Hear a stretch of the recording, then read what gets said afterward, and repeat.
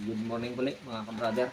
Hindi pa rin po tayo makalaot dahil lang malakas pa rin ang amihan. Kaya doon po sa nag-request sa atin na ipakita rin yung pagtitimpla doon sa kulay blue na pamain. Ito po ang mga kailangan nating kulay. Ito dark blue. Ito ay light violet. Tapos ito po ang violet. Hindi na po tayo gagamit ng itim kasi matingkad itong violet. Tapos ito ay sky blue. At ito po ay light blue. Yan po ang pagsasama-samahin natin para makabuo tayo po dun sa gagawin nating blue na pamain. Kasi nakapagtimpla na tayo ng kulay pula. Ang gagawin natin mga ka-brother dito, kasi ito may clip, may mga clip itong hair extension na ito. Puputulin lang natin yung clip. Ang pag-mix ito mga ka-brother, maganda suklay para kahit paano ay tumagos dun sa loob. Yan, yung mga ka-brother yung ating i-mix.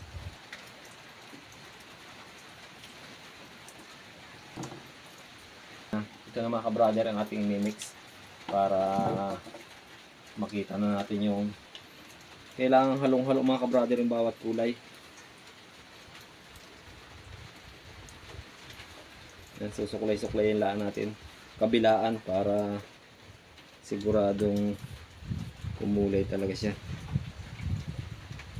Yan mga ka-brother, kahit yan ay sa tingin niyo ay iba-ibang kulay, pero pag yan ay nahalo lahat, kulay blue talaga yan. Magkukulay blue pa rin talaga yan. Ayan mga ka-brother, oh, maasul na rin siya talaga nung na-mix natin. Nawala na yung ibang kulay, pero nakalahok yun yan, yung mga kulay na yun. Ang nangingibabaw talaga sa kanya ay yung blue, yung dark blue.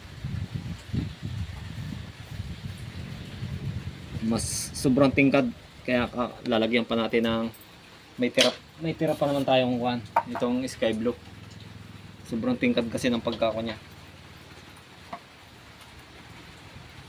Lalagyan pa rin natin ng kaunting, lalagyan natin itong light violet na ito. Tapos mimix na natin ng finalize talaga.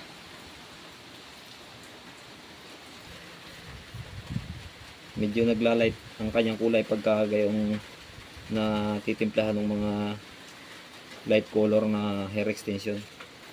Kanya-kanyang diskarte mga ka-brother. Yung ibang mamamalakaya ay may kanya-kanyang diskarte, may ibang pamamaraan sila. Pero yung ipinakikita ko sa inyo ay nakabase po dun sa aking karanasan sa pangingisda na talagang dinadawi. Kaya yun ang isinishare ko sa inyo mga ka-brother. Mix pa rin tayo ng kwan para kumalo talaga yung kulay niya. Ito na mga ka-brother, yung finished product ng kulay blue nating kamain. Yan. Hindi naman siya ultimum blue kasi maraming kulay siya na nakalahok, pero mas lamang pa rin yung kulay blue niya. Pagka ito ay gagawa ng pamain, kukuha lang dito ng yan sa kaunting porsyon ng yan katulad niyan. Yan. Ito dalawang pamain na ito. Kuha lang ng kuha diyan katulad nito. Ito dalawang pamain na ito. Kaya ito isang ganito, maraming pain ang magagawa nito. Kaya